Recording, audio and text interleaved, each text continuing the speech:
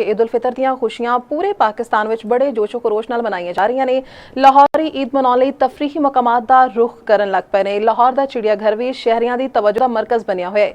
ਹੁਣ ਇਸ ਵੇਲੇ ਹਵਾਲੇ ਨਾਲ ਗੱਲ ਕਰਾਂਗੇ, ਦੱਸਣਗੇ ਸਾਡੀ ਨੁਮਾਇੰਦਾ ਅਮਾਰਾ ਖਾਨ ਜੋ ਇਸ ਵੇਲੇ ਲਾਹੌਰ ਚਿੜੀਆ ਘਰ ਵਿੱਚ ਮੌਜੂਦ ਨੇ। जी अमारा।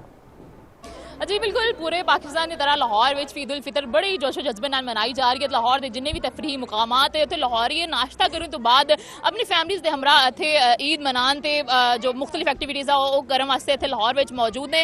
मैं इस टाइम मौजूद है लाहौर के चिड़ियाघर में, जो एक खास तफरीही मुकाम समझा जाता है। अज ईद का दिन है, इत्थे लोग आए ने, उन्होंने पूछांगे कि ईद का दिन कैसा जा रहा है। ਅਸੀਂ ਬੱਚਿਆਂ ਨੂੰ ਮੈਂ ਲੈ ਕੇ ਆਇਆ ਸਿਰਫ ਬੱਚਿਆਂ ਦੀ ਖਾਹਿਸ਼ ਵਾਸਤੇ, ਕਿਉਂਕਿ ਅਸੀਂ ਤੇ ਇਹ ਬੜਾ ਕੁਝ ਦੇਖ ਚੁੱਕੇ ਹਾਂ। ਹੁਣ ਬੱਚਿਆਂ ਨੂੰ ਇਹ ਬੜਾ ਸਰਪ੍ਰਾਈਜ਼ ਹੁੰਦਾ ਹੈ। ਜਾਨਵਰ ਬੜੇ ਬੜੇ ਅਜੀਬ ਅਜੀਬ ਜਾਨਵਰ देखे थे, बड़े खुश होते हैं और बड़े अरसे बाद बच्चे आए ने और खास करके मेरी बेटी तो बड़ा खुश हो रही है। बच्चों की ईद होती है तो बच्चे साढ़े नाल मौजूद हैं, उन्होंने को पूछ लेने। यहाँ पे मैंने बहुत सारे जानवर देखे हैं जो बहुत ही प्यारे हैं और यहाँ पे कुछ ऐसे जानवर हैं जो मुझे देखने को नहीं मिले जो कि मुझे बहुत पसंद। जी बिल्कुल, फैमिली नाल असीं गल कीती, उन्होंने यही कहना सी लाहौर का जिहड़ा चिड़ियाघर है वो सब तो ज़्यादा खूबसूरत ते अच्छा मुकाम समझा जाता है। हर त्यौहार नाल हर जिहड़ा ईद का मौका है उहदे नाल भी इत्थे जिहड़े ने शहरी अज दा दिन शाम तक भी इत्थे रहने का इरादा ते अगले 2 दिन भी खास तौर पर जिहड़े ईद दे 2 दिन ने वो भी समझा जा रहा है, देखा जा रहा है रश का हजूम नाल के जिहड़े शहरी हैं वो अगले 2 दिन ईद दे भी इत्थे ही गुजारनगे। जी।